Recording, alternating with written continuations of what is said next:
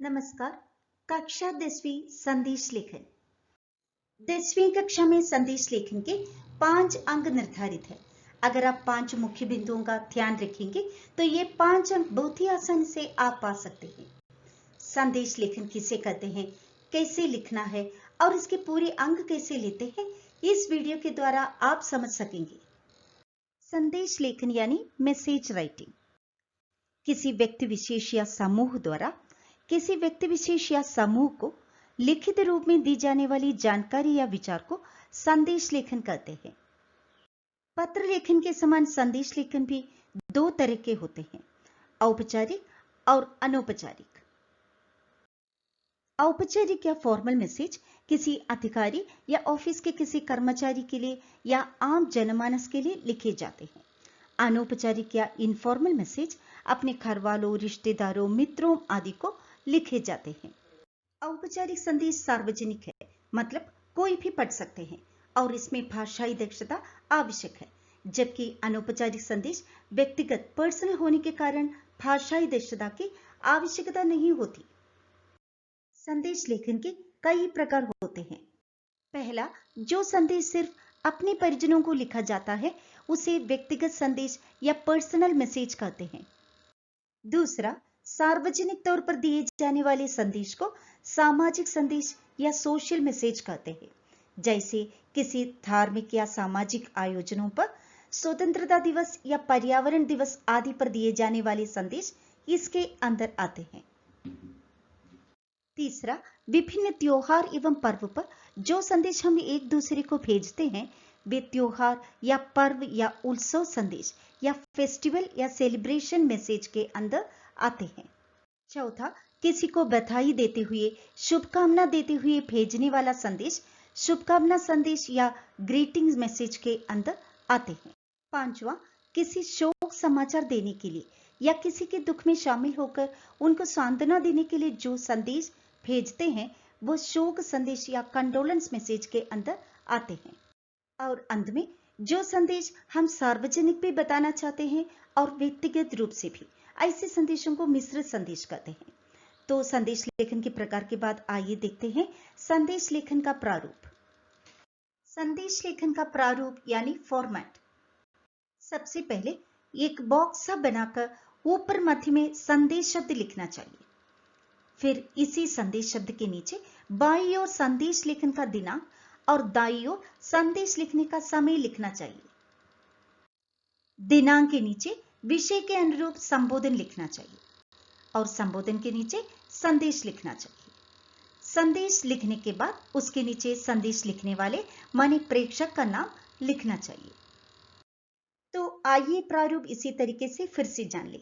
एक बॉक्सा बनाकर ऊपर मध्य में संदेश शब्द लिखना, फिर उसके नीचे बाईं ओर माने मार्जिन साइड में संदेश लिखने का डेट और उसी लाइन के दाईं ओर संदेश लिखने का समय। समय भी दिनांक के नीचे मार्जिन साइड में लिखा जा सकता है। फिर मार्जिन साइड में दिनांक के नीचे संबोधन शब्द लिखना है, जैसे प्रिय दोस्त, प्यारी माँ आदि। फिर उसके नीचे क्वेश्चन पेपर के अनुसार संदेश लिखना है। संदेश की भाषा सरल होनी चाहिए, वाक्य छोटे होने चाहिए और कम से कम शब्दों में लिखना चाहिए। संदेश लिखने के बाद उसके नीचे लिखने वाले का नाम होना है। परीक्षा में अपने नाम के बदले काका लिखना भी काफी है। प्रश्न पत्र में अगर कोई नाम दिया है तो वही नाम लिखे। तो इन 5 बिंदुओं का ध्यान रखने से संदेश लेखन का पूरा 5 अंक आप आसानी से पा सकते हैं। तो आइए देखते हैं संदेश लेखन के उदाहरण। आइए देखते हैं 3 उदाहरण। परीक्षा में प्रथम स्थान लाने वाले मित्र के नाम शुभकामना संदेश। संदेश 11 नवंबर 2020 प्रातः 9 बजे। प्रिय विकी, मुझे ये सुनकर बहुत खुशी हुई कि तुम्हें 10वीं कक्षा में संभागीय स्तर पर सबसे अधिक अंक मिले हैं। ऐसी ही मेहनत करते रहना। आगे भी अपना और घर वालों का नाम जरूर रोशन करना। मेरी तरफ से तुम्हें हार्दिक शुभकामनाएं। काखागा।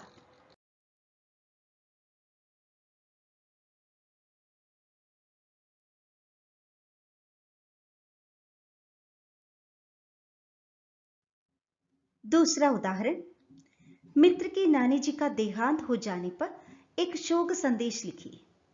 संदेश, 19 नवंबर 2020 सायं 5 बजे। प्रिय देव, नानी जी की मृत्यु के बारे में सुनकर बहुत दुख हुआ। तुम्हारी नानी बहुत अच्छी थी, लेकिन भगवान की इच्छा के आगे किसी का वश नहीं। तुम धैर्य रखना, कुछ भी मदद चाहिए तो मुझे बताना, मैं हमेशा तुम्हारे साथ हूं। काखागा।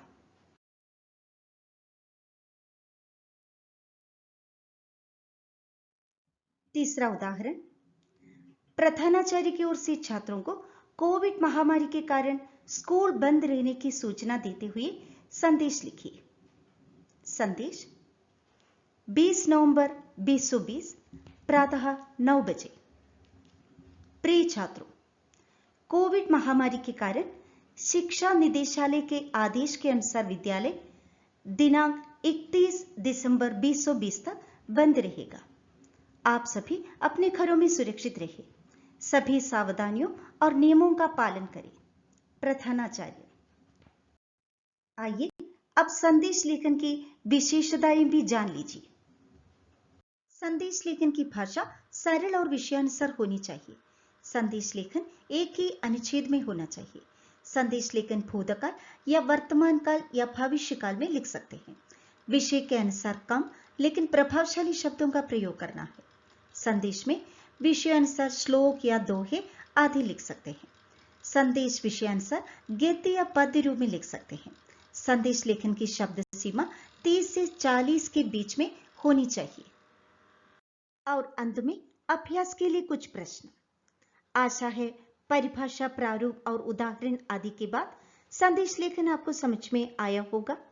इसी प्रकार के वीडियोस के लिए चैनल को सब्सक्राइब और लाइक जरूर करें। तो फिर मिलेंगे।